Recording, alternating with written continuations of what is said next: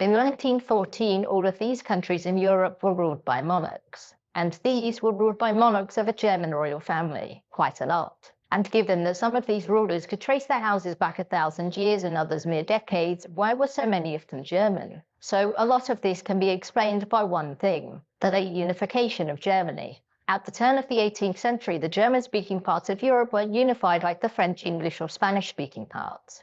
It was divided into numerous smaller states, many of which had their own monarchies, and these monarchs would marry off their kids to whoever would have them. A Prussian princess married the Prince of Orange, a Brunswicker duchess married the King of Denmark, a Badener duchess married the King of Sweden, and one from Mecklenburg married the King of the United Kingdom. Given that all of these monarchies only really paid lip service to their overlords, the Holy Roman Emperors, there wasn't much risk in marrying them. Whereas marrying someone in the French royal family could cause issues with inheritance, which France, unlike the small German states, could press. And over time, childless or female heirs would mean a near relative would succeed the throne, and they would be a member of their father's, often German, house. But what about countries individually? Well, the United Kingdom's monarchy had previously been Anglo-Saxon, French, Welsh, and Scottish. After a flirt with Catholicism, English nobles called upon William of Orange to seize the throne from James II. He did, and Catholics were then banned from becoming ruler.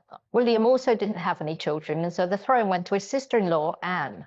She continued the streak of not having an heir and died childless, and so the throne passed to her cousin's son, George of Hanover, her closest Protestant relative, thereby beginning the Hanoverian dynasty, which would be succeeded by the Saxe-Coburg and Gotha dynasty, which would soon after change its name to Windsor when all things German suddenly became less popular. In Denmark, throughout most of its history, its monarchy was an elective one. But when King Christopher III made the mistake of dying without an heir, the nobles had to pick somebody new. As such, they chose Christian, who was the son of the Duke of Schleswig, a region with a sizable German-speaking minority which Denmark had a close relationship with and one it wanted to keep. This began the House of Oldenburg, which still reigns to this day and also in Norway, although Norway chose a Danish prince for their throne when it split from Sweden in 1905. The German and Austrian imperial families both had their origins in the Holy Roman Empire. The Hohenzollerns were from Zollern here, and the Habsburgs were unsurprisingly from Habsburg here in what's now Switzerland. Both slowly over the centuries increased their holdings and titles from counts to dukes to archdukes and kings before emperors. There wasn't a lot of opportunity for outside royal houses to advance in the Holy Roman Empire, and so these families just stayed German. The last major power which had a German royal family was Russia. Peter the Great was a Romanov, as was his daughter Empress Elizabeth I. She died childless and the throne passed to her nephew Peter III.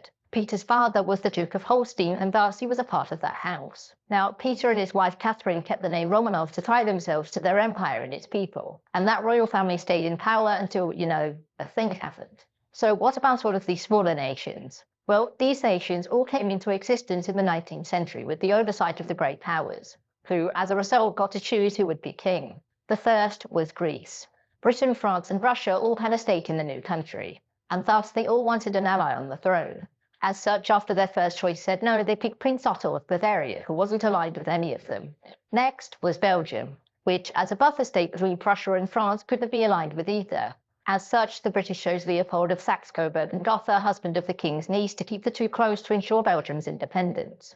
Romania had a German monarch after its first ruler, a native Romanian, became somewhat despotic and was overthrown in a coup. The new country had only recently broken away from the Ottoman Empire, and so to maintain its independence, its nobles picked a prince from the Prussian Hohenzollern royal family. This essentially guaranteed their independence from Russia, the Ottomans, and the Austrians next door. And for Bulgaria, the reasons were similar. At first, it was ruled by the nephew of the Russian emperor, but he got himself overthrown after being terrible. He was replaced by an Austrian-backed candidate, which, unlike Romania, was fine because Austria-Hungary wasn't on the border with them. And after this, these royal families remained in place until either today or their eventual ousting in the 20th century.